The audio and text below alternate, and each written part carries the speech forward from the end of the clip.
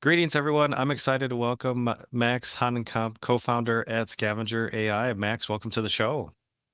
Hello, thank you very much for the invitation. Happy to be here today. Yeah, great to have you on. Let's dive right in. Tell us a little bit about your background. Yes, sure, would love to tell you everything. So yeah, my name is Max. I'm 26, originally from Vienna in Austria. My background was a bit differently, so I didn't start off in AI. I studied business law before, so I have a law degree. Then did a year of a gap year. I worked at Deloitte, had my first own startup back then in the art area, just because I saw an opportunity. I'm not actually rooted in arts. And yeah, just figured out I'm way more into the business side than into the law side, and more or less switched over there.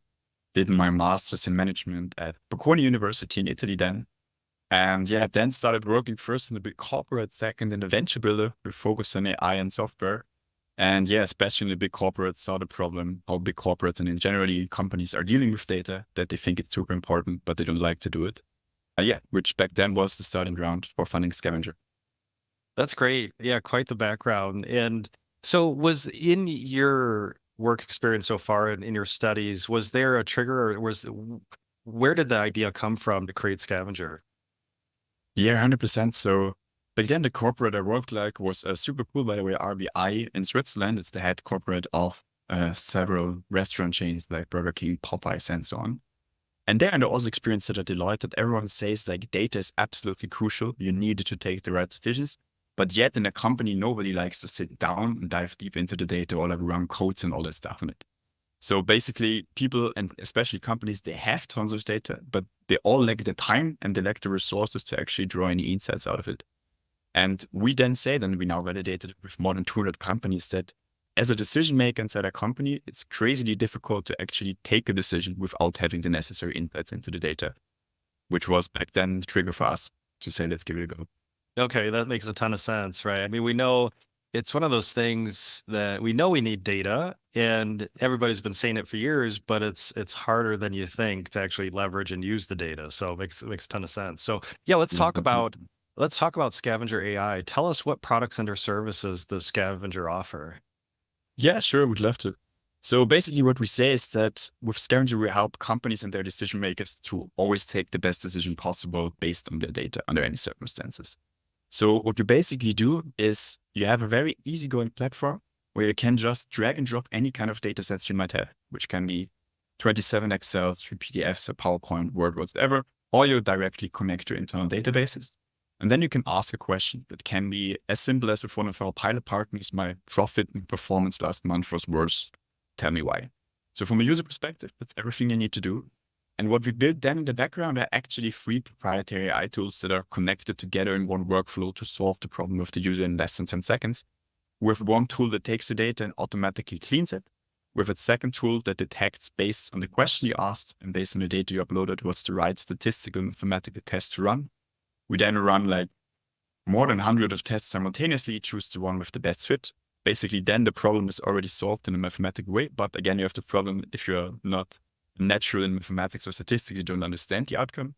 The last layer we put is we take those mathematical results, we enrich it with industry insights, industry data, and in seconds convert it back into a dashboard that answers the question that you asked before. So like you have answer in textual data and you also have answer in like form of nice visualizations. And then the data sources. So it sounds like your product can consume any sort of data source, hook up to integrate to databases, just different systems to pull all this data in to analyze it. Yeah, definitely. That's exactly the way that we're going to, because we see that often companies don't even know on which kind of data they sit. And they also don't want to have the time to like look into different, let's say one spreadsheet here, another PowerPoint there to find the information. So we say, okay, well, just upload it and we're going to do this work for you. Okay. And so who are you trying to reach? Tell us a little bit about your ideal customer profile. Like what types of companies are you going after and who in those companies are you targeting to prospect? Sure. So our ideal customer profiles are always the decision makers inside a company. So we work on the one hand, we do work with big enterprises. Over there, our decision makers are the head of department.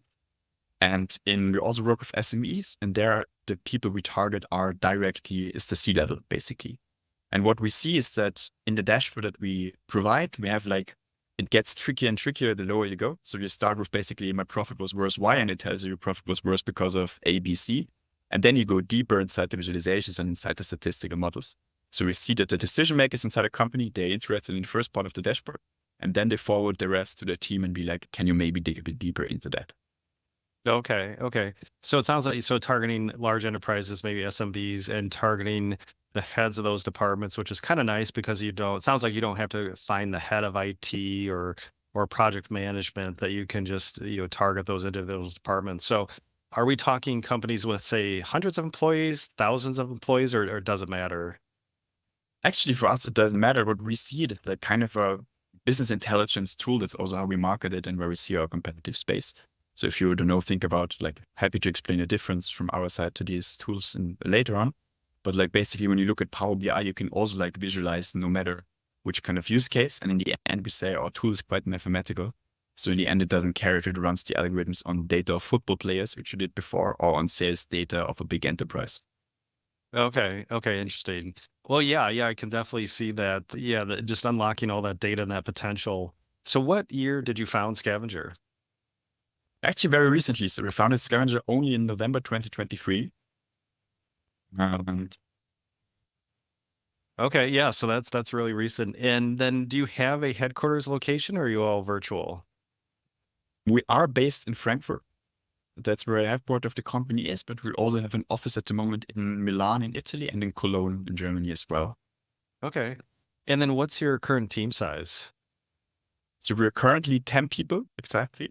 And we we raised a full funding round at the beginning of the year, with which we want to expand to up to 20 team members till the end of the year. Okay. And then so you're early on right now. Are you pre-revenue or are you revenue generating? We are already revenue generating. So basically we incorporated the company simultaneously with the launch of our MVP back then in November that we tested out with very early pilot partners, like 6 back then. Now it's actually 10. And we're going to launch the full version in end of June. So actually quite close to Oh, the date we're talking at the moment. And yeah, the cool thing was that with the pilot partners and the development partners, they were already paying and we let them pay to develop the features and the whole product that we wanted to develop either way, which was really great for us. okay. And it's always interesting when you get those first pilots or first customers.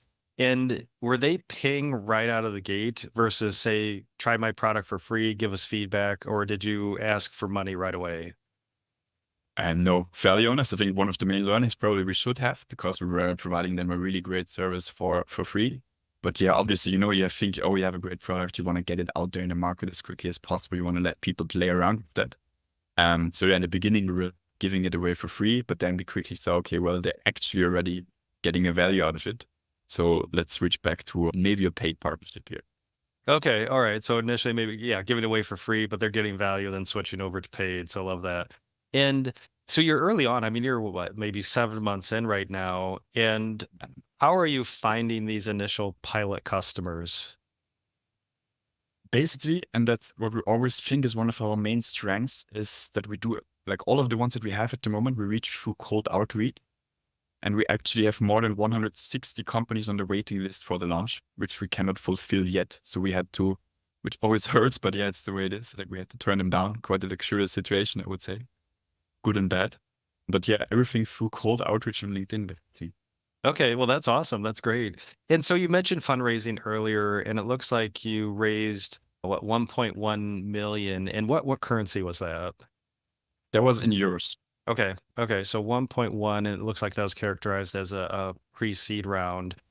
So tell us, when you started the company, did you know that you were going to raise capital or did the idea come later? So no, like we were knowing from the beginning on that this is gonna be a VC-backed venture or that we need to raise capital because we also see that the space we're in is super competitive. And we think that speed is one of the main differentiators and the main ingredients to winning it, which is why we say, okay, well, we wanna prove that we have the skills to be in this game, to have the execution skills. We want to show that we have early on traction and so on. But then the goal was to raise funding as early as possible to accelerate the growth. Okay. And tell us a little bit about the timing of that pre-seed round. At that stage, was it just a concept? Did you have a product? Where were you in your product journey? Yes, definitely. So, I mean, for us, we had quite a lucky journey, I would say, in the end, or it went better than we expected. So we wanted to start the fundraising in January, and we wanted to have a classic, I would say, like 6 month circle to close it at the end of June. Yet, and the initial goal was to raise between 500 and 600,000 euros, because that was the plan that we said, okay, well, if we achieve that, then we can unlock the next milestones in the business. And yeah, basically the fundraising went way better than we thought. Like, we had from HCGF, which is a very cool German investors. We were very happy to have them on board. Had them as a lead investor already end of January, where we had the term sheet. And when we got their commitment, like, a lot of other VCs reached out to us, as I think the VC bubble in Germany is still quite small compared to the US. So yeah, I would say, like, the word got out, and then in the end, we had more than 4 million committed. So we basically could choose who we actually want to do the deal with. And yeah, decided to go with HGF, Storm Ventures, Bull Venture, a VC from Austria, and from Ventix, also from Germany. Okay. Okay. Yeah, that's great. That's fantastic. And so a lot of founders talk about kind of that founder investor fit. So your investors, do, do they specifically invest in the AI space? Or are they general technology investors? Tell us a little bit about that. Of course. So yes, definitely. Like, we were 100% looking for smart money, because we say that we are at an early stage. The best thing we can do is learn and get in touch with people who are more experienced and better than us. And we definitely found that with the HGF, which is like, it translates to High Technology Investment Fund in Germany. So they invest in technologies, basically. They're not only in AI, like, they also do life sciences and so on, but they have their own digital tech team, which we learn a lot from. And yeah, so they were fairly honest. Now that we closed it, we can officially say it, but they were one of our favorites when we made a list of who we want to approach. So yeah, we were very happy that it worked out. Yeah, it sounds like a very, fundraising can be very hard, of course, but sounds like a very successful process. So, in that process, Max, any fundraising lessons learned that you'd like to share with other founders who may be in that same stage where we've got the initial product, looking for that initial funding round? Anything you can share there? Yeah, definitely. So I would say first, like, in hindsight, it always looks successful. Obviously, inside the process, it was a pain, and like, with a lot of ups and downs. Now I can see, yes, it was successful and streamlined. It wasn't. Um, I would say one of the main lessons we learned is that it really, really pays off to try to go to as many small events as possible inside your area and inside the industry and niche that you are, because there you find contacts. And I would say it's very good to try to show a genuine interest in the person and fund behind. Like, I would say the classical aggressive outreach never worked for us. It was always very good to build relationships, because then, for example, Storm, who invested in us, like, we got recommended to them through another VC that didn't invest in us, but they found, yeah, they're cool guys, they're doing some interesting. Why don't you look it up? So I think that was the first thing. Try to just go out there and make yourself very visible without being too aggressive. And a second thing, which was very interesting for us to learn, is, of course, we did some soft cold outreach, but it's really good to do it to the lowest person at a venture capital fund, because never reach out to the partner directly, because like the analysts or associates, those are the ones who are doing the deal flow, and it's their job to actually screen your deal. So even if you get in the door with a partner, you will still have the first meeting with an intro call with, yeah, maybe even the intern. And that's totally fine, but I think you just be aware of that and not think, oh, I'm going to do a shortcut here. Yeah, yeah, that really interesting insight. I love that because I think there's a lot of debate on, do you go top down, do you start at the highest level or do you start at the lowest level? Same thing for just general cold outreach. So yeah, I appreciate you sharing that insight. So Max, at this stage of your business, right? It's early on, but you've got your revenue generating. Do you have a favorite number or metric that you're focused on to guide the business? Yes, 100%. Like, we also know that now that's, I would say, pre-seed is pretty much about the idea. Now when it comes to seed and later Series A metrics, it's everything that matters here. So what we track, I would say, in the sales process, our main metrics are the number of demos that we schedule and the number of rollouts that we have per week. Because at the moment, even though obviously revenue is absolutely key for us, and later on all of the things, like, we have a plan for customer acquisition costs, a plan for customer lifetime value, and so on. But let's say, yet our main goal is to get as many customers on board and learn, as we are super, super early on. So the main KPIs and metrics that we track are the number of calls we have and the number of rollouts resulting from. Okay. Okay, great. Yeah, appreciate that. And So what's coming up next? I mean, I don't know, 7 months in right now. On the outside, a successful fundraising process, maybe some ups and downs there. So what's coming up next for Scavenger? So what's coming up next is our big official launch. Okay. We call it like that at the end of June. Like the tech team and Felix, my co-founder, they're working day and night and they're doing a really, really great job. So yeah, what's coming next is basically trying to go back to all those 160 companies that are on the waiting list and make them try out, let's say better pay for the full version that they wanted to try out back then. So that's where all our focus lies at the moment. That's great. I love that you've got that waiting list. That's got to be so exciting. So, Max, really appreciate your time sharing your journey, your experience, and insights today. If listeners would like to learn more about Scavenger, where should we send them online? Definitely. So our website is called www.scavenger-ai.com. And yeah, there's also like we're very transparent with that. You can just sign up. You will get immediately an email from myself. So happy to help at any point I can. Well, appreciate that. I'll put the URL in the show notes so everybody can check out what you're doing at Scavenger. And again, Max, really appreciate your time and sharing your journey today. Yeah, thanks a lot for the invitation. Hope to help.